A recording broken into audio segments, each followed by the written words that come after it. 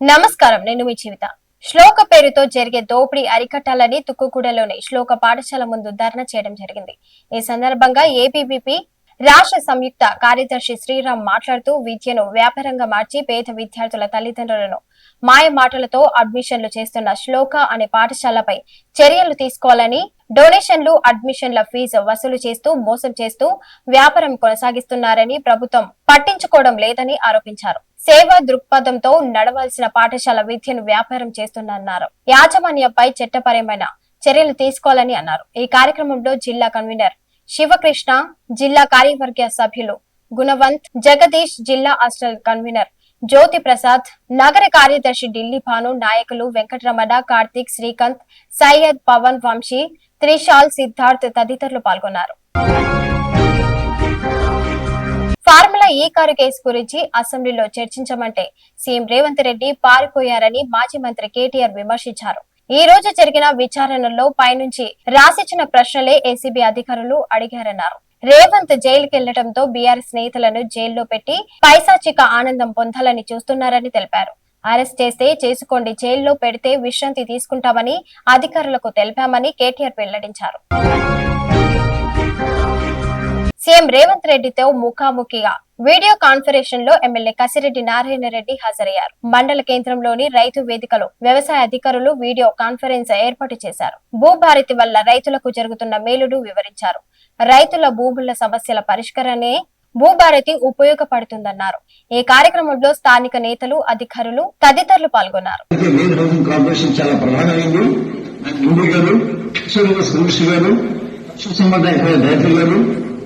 విశ్వవిద్యాలయ vice chancellors, director of extension, director of research, అలాగే director of extension Kiran garu, అదేవిధంగా నాతో పాటు చేసినటువంటి మిత్రుడు బాలాసింగ్ గారు, మాజీ జడ్జి వైస్ చైర్పర్సన్, అదేవిధంగా market committee chairperson Sanjeev garu, అదేవిధంగా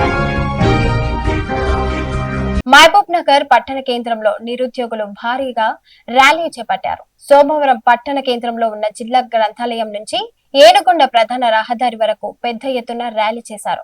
ప్రభుత్వం విడుదల చేసిన జాబ్ క్యాలెండర్ ప్రకారం నోటిఫికేషన్లు విడుదల చేయాలని, 2 లక్షల ఉద్యోగాలు వెంటనే ప్రకటించాలని, నిరుద్యోగుల హామీలను నెరవేర్చాలన్నారు. ప్రభుత్వం స్పందించకపోతే పెద్ద ఎత్తున ఉద్యమం చేస్తామన్నారు.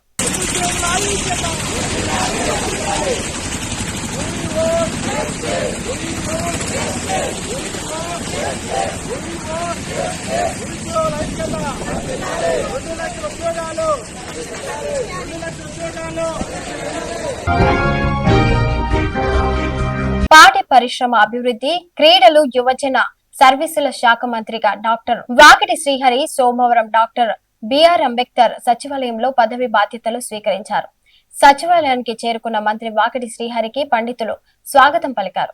అనంతరం తన ఛాంబర్లో ప్రత్యేక పూజలు చేసి బాధ్యతలు చేపట్టారు. ఈ సందర్భంగా పర్యాటక శాఖ మంత్రి జూపల్లి కృష్ణారావు శుభాకాంక్షలు తెలిపారు. Thanks for watching. ఈ రోజు పుట్టినరోజు జరుపుకుంటున్నటువంటి కేతవత్, లావణ్య, గణేష్, రిత్విక్, శ్రీలక్ష్మి, జశ్వంత్, భారతి, శ్వేత, అజయ్, వెంకటేష్, శ్రావణి, శ్రీకాంత్, శివ, ప్రీతం వీరందరికీ మీటీ న్యూస్ తరపున హృదయపూర్వక జన్మదిన శుభాకాంక్షలు తెలుపుతూ ఇలాంటి పుట్టినరోజు వేడుకలు మరెన్నో జరుపుకోవాలని కోరుకుంటూ మీటీ న్యూస్ తరపున మరొకసారి wish a very happy birthday.